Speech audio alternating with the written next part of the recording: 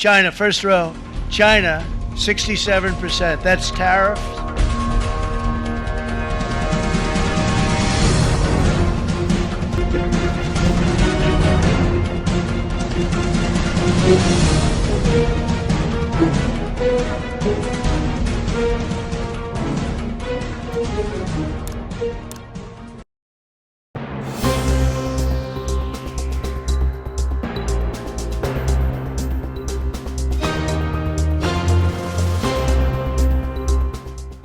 On April 5th, the United States officially began to impose a 10% base tariff on all imported goods. That morning, President Trump posted on his social media platform, Truth Social, that this is an economic revolution and that the United States is bringing back jobs and businesses with unprecedented strength. Current investment has exceeded $5 trillion and is still growing rapidly. He called for persistence. The United States will eventually win. The final result will be historic, and the United States will become stronger. In addition, Trump specifically named the CCP, pointing out that the CCP has suffered a heavy blow in this tariff war. He said, "The CCP situation is much worse than that of the United States. It is not at the same level at all." After Trump announced an additional 34% reciprocal tariff on China, previously 20%, bringing the total to 54%, the CCP announced a 34% retaliatory tariff on American goods, as well as other countermeasures. Trump disagreed with this.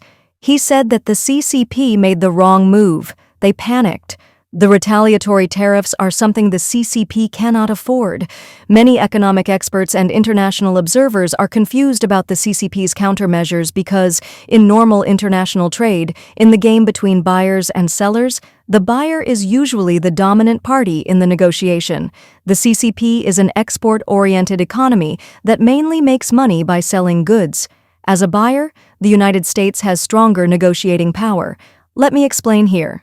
In 2024, China's imports from the United States will be about $162 billion, while the United States will import about $440 billion from China. The difference between the two countries is $278 billion. So China is the seller and the United States is the buyer. Therefore, some economists bluntly pointed out the CCP's pain point. A group of Party B who can only sell goods will never challenge Party A who has money in their hands. Some people expressed puzzlement and did not understand why the CCP would make such a bad move. Some comments pointed out that for other countries, negotiations are a trade-off of interests, but the CCP is different. It dares not make concessions. First, because the United States and China have different ideologies, the CCP is worried that if it blindly obeys the United States, it will be assimilated by the United States and affect its rule.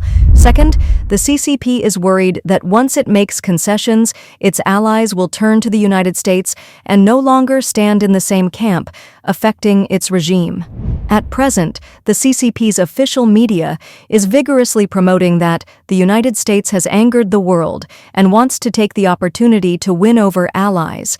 It even bizarrely believes that the CCP can replace the United States as the leader of free trade. Chu Wanjun, a professor of finance at Northeastern University in Boston, East America, said that China's foreign trade is carried out in the form of tax rebates, which is not a market economy behavior in itself. In addition, the RMB has not yet been internationalized, and it is impossible to lead global free trade. Lin Zili, an associate professor at Tunghai University, said that the global reserve currency share of the RMB is only 2.2%. The CCP is unwilling to provide public goods for free trade, let alone lead the WTO, and it is far from being a leader. Taiwanese economist Wu Jialong further explained that the United States is a truly open market, with a huge trade deficit every year, which allows others to make money, so it is the boss. He satirized the CCP, saying that it has a huge trade surplus and wants to be a leader in free trade. Isn't this a joke? In fact, except for the CCP, most countries hope to negotiate with the United States to resolve trade frictions. For example, Argentina, Israel, Vietnam, and other countries have expressed their willingness to reduce or even cancel tariffs. The Japanese Prime Minister expressed his willingness to go to Washington in person for negotiations. The European Union expressed its willingness to cooperate with the United States, and the Italian Prime Minister also hopes to have frank communication with the United States.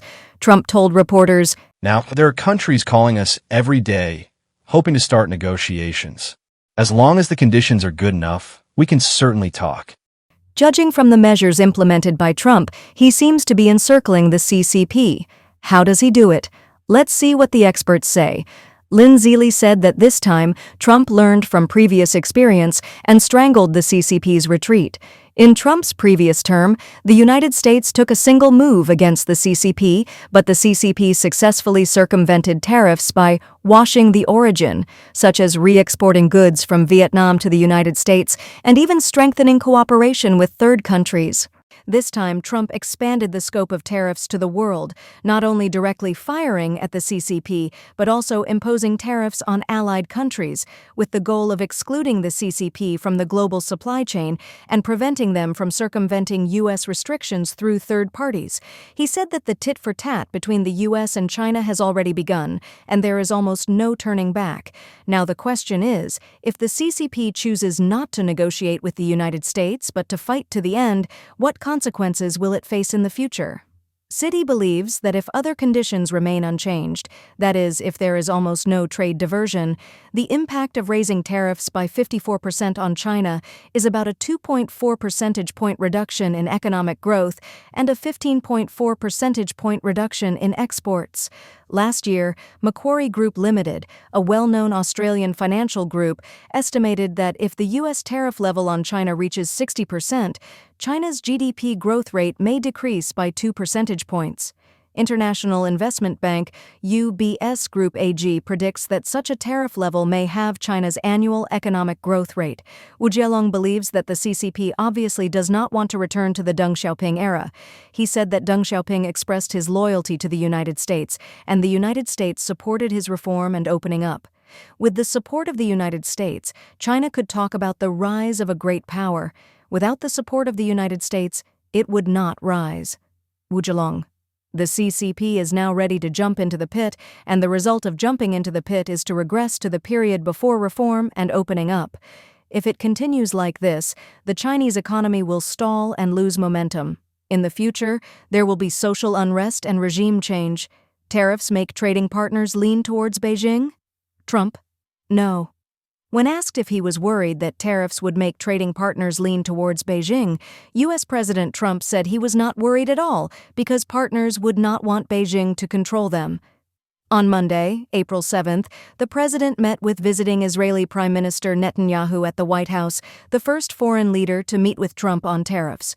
Israel has agreed to quickly eliminate its trade surplus and trade barriers with the United States, while eliminating tariffs on the United States. According to the United Nations Comtrade International Trade Database, Israel's exports to the United States in 2024 were $17.36 billion, and the United States exports to Israel were $14.79 billion. The president said on Monday that U.S. tariffs could be permanent or negotiated at the same time because the United States also needs countries to open their markets. Then he used China as an example, saying that during his first term, he almost reached an agreement with China, and China agreed to open its market. But the final result was very disappointing. According to the text of the agreement at the time, China promised to purchase an additional $200 billion in U.S. products and services over the next 2 years, of which $50 billion were agricultural products. Trump wants China to open its market and compete freely. Trump said that although he reached the agreement, it was not what he wanted. The agreement I wanted was these, plus China's open market, allowing American companies to enter China and compete with other countries in China's huge population market. But at the last minute, the agreement was terminated and we only signed a part of the agreement, the president revealed. In addition to tariffs, there are many other issues. Tariffs themselves are still very important. There are also things like opening up markets for countries that were originally completely closed, he added. The president said, Communist China is basically a closed country. They will impose tariffs, so if you want to sell cars or other products, no one will buy them at all because, after adding taxes and fees, the price will be ridiculously high. He said that this situation is not just with China, but also with many other countries. If there are no tariffs, no one will want to negotiate. We will make fair and favorable agreements with every country. If there is no way, we don't have to have any dealings with them. They will not be allowed to participate in the U.S. market, the president added. Trump said that he respects China very much but cannot accept Beijing continuing its unfair trade policies or practices from the past. We only have this one chance and no other president will do what I am doing, he said. The president then added that now almost every country that has been tariffed wants to come to the United States for negotiations. If I hadn't done what I have done in the past few weeks, no one would want to negotiate. A series of supermarkets in China continues to go bankrupt and close down. China's supermarkets continue to close down, with at least 119 stores shutting their doors in the third quarter of 2024. Among them, Yonghui Supermarket, a leading supermarket chain in China, closed at least 33 stores. Supermarket owners have disclosed that physical stores cannot compete with e-commerce due to the high costs of franchise fees, rents, and inventory loan interest. According to incomplete statistics from Xi'an Business, a total of 119 supermarkets closed in the third quarter of 2024, including at least 33 Yonghui Supermarket locations. At its peak, Yonghui had 1,440 stores, an annual revenue of nearly 100 billion yuan. Now it operates over 800 stores, and its revenue scale has continued to decline. The net profit attributable to the parent company has been in the red for 3 consecutive years, with total losses reaching 8.036 billion yuan. The owner of a supermarket in Taiyuan, who goes by the pseudonym Wang Jijian, revealed that owners who joined Yonghui Supermarket all lost money and eventually withdrew. The supermarket cannot compete with e-commerce. The annual rent for the supermarket he opened is now 200,000 yuan, and an e-commerce department has been established in hopes of offsetting the shortcomings. Wang Jijian, owner of a supermarket in Taiyuan: I worked for Yonghui and lost 1.4 million yuan in 3 years. Don't look at it as a listed company, it's rotten. They only want money. They cheated me. Brother Donglai should be kind enough to rectify this. Yonghui can't change. You have to open a high-quality store. Every customer who comes in is covering the rent cost. 2 days ago, we organized e-commerce to rush products to the shelves and pre-sell loss-making items online to attract customers to the store.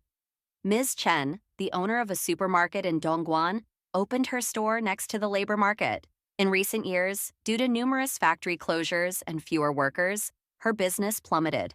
The interest on her loan of hundreds of thousands of yuan for stocking up, along with rent, left her struggling to breathe. Ms. Chen, owner of a supermarket in Dongguan: I have a labor market here. People come to buy things like quilts and pillows every day. The business at night isn't as good as during the day. Sometimes I can't even make 1,000 yuan at night. I can't bear to turn on the air conditioner or fan. I don't have money to buy clothes. The interest drags me down like this. Liu Xia, who previously owned 2 large supermarkets in Zhejiang, cried as she recounted how her supermarkets went bankrupt due to the lockdowns during the epidemic. She went from having assets worth several million yuan to being in debt by nearly 2 million.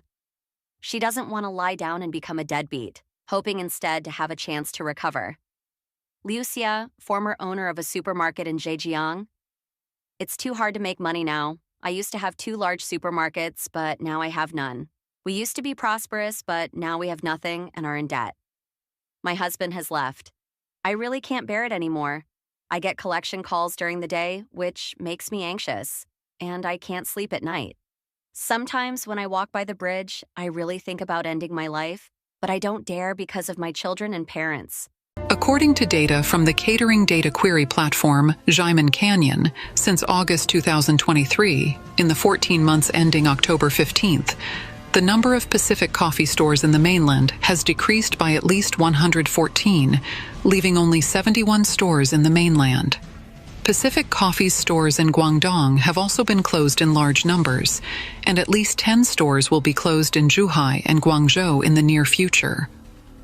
Pacific Coffee did not deny the rumors of a large number of store closures. According to the Southern Metropolis Daily, a relevant person in charge of Pacific Coffee responded on October 16th that in recent years, the mainland coffee industry has encountered greater market competition and challenges, and the adjustment of the number of Pacific coffee stores in the mainland is a strategic and proactive choice. Pacific Coffee is one of the largest coffee chains in Hong Kong, founded in Hong Kong in 1992 by a couple from the United States. In 2010, China Resources Enterprise, a subsidiary of China Resources Group, a central enterprise of the Communist Party of China, acquired 80% of the equity of Pacific Coffee. At that time, the number of Pacific Coffee stores in Hong Kong was almost equal to that of Starbucks. After being incorporated into China Resources territory, Pacific Coffee entered the Chinese mainland market in April 2011 and opened its first store in Shanghai. In September 2012, the number of Pacific Coffee stores in the mainland exceeded 100.